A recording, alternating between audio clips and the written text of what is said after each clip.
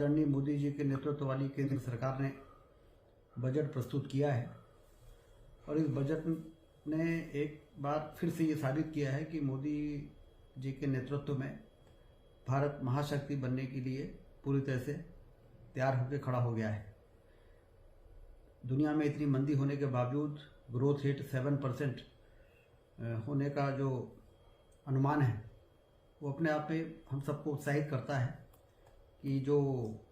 देश को ज़रूरत है 10% की ग्रोथ रेट, उस दिशा की ओर मजबूती के साथ हम आगे बढ़ रहे हैं, जबकि सारी दुनिया आर्थिक मंदी के दौर से गुजर रही है। बजट में मध्यम वर्ग को बड़ी मात्रा में राहत दी गई है। टैक्सेशन में 5 लाख रुपए तक की आमदनी पर जो टैक्स लगा करता था उसको 7 लाख कर दिया गया है। इससे हम अंदाज लगा सकते हैं कि कितने बड़े वर्ग को, खासतौर से नौकरी पेशा मध्यम वर्ग के लोगों को कितनी बड़ी राहत दी गई है। इसके साथ ही किसानों को आधुनिक खेती के लिए उनकी ट्रेनिंग कराना, उनको डिजिटल सिस्टम से जोड़ने के लिए ट्रेनिंग कराना, ये भी खेती को लाभ का धंधा बनाने की दिशा में जो जरूरी कदम है उसका लिए जो बजट का प्रावधान किया है वो भी निश्चित रूप से देश को समृद्ध बनाने में, क्योंकि हम सब मानते हैं कि किसान समृद्ध होगा तो देश समृद्ध होगा। किसान समृद्ध तभी होगा जब वो 12 महीने बेहतर खेती करे, जो आज की आवश्यकता है। मोटे अनाज की ओर सारी दुनिया जाने के लिए उत्सुक है,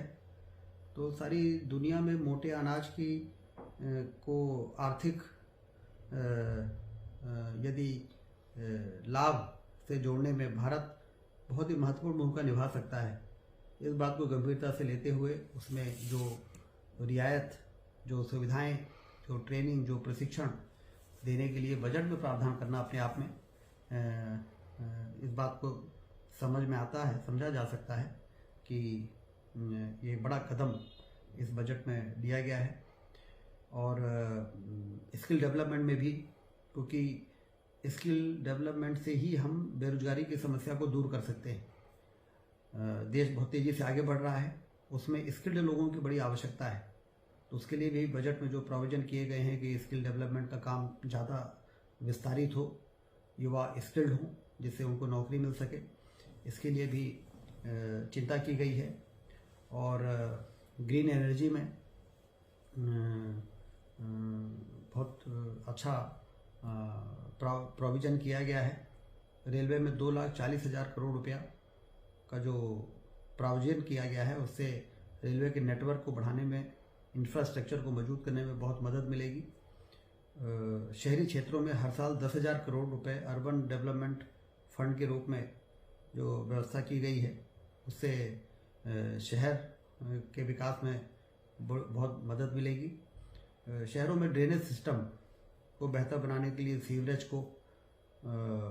मशीनों के माध्यम से वहाँ पर साफ सफाई के लिए जो उल्लेख किया गया है वो भी हमारे देश के लिए बहुत ज़रूरी था। हम देखते हैं विदेशों में, यूरोपियन देशों में जो सफाई होती है उसमें बहुत मैकेनाइज तरीके से वहाँ पर सीवेज का, गार्बेज का जो काम होता है वो उसी दिशा में हमारे इस बजट में काम करने की जो मंशा दिख रही है वो हमारे शहरों को साफ सुथरा और बेहतर शहर बनाने में मददगार साबित होंगे। कुल मिला के ये बजट अमृत काल के पहले वर्ष में, क्योंकि हम सब जानते हैं कि अमृत महोत्सव हम लोग मना रहे हैं 75 वर्ष, उसमें से आने वाला 25 वर्ष जो है वो अमृत काल के रूप में मोदी जी ने कहा है कि वो सारे काम होंगे जिससे जब 100 वर्ष पूरे हों तो देश दुनिया का सबसे बेहतर देश बन के तैयार हो सके। तो उसमें ये जो पहले वर्ष का बजट है ये उस दिशा में भारत को विश्व गुरु के स्थान पर ले जाने के लिए मील का पत्थर साबित होगा, ऐसा मैं मानता हूँ। मैं इस बजट के लिए माननीय प्रधानमंत्री मोदी जी को और वित्त मंत्री श्रीमती निर्मला सीतारमण जी को बहुत बहुत बधाई और धन्यवाद देता हूँ।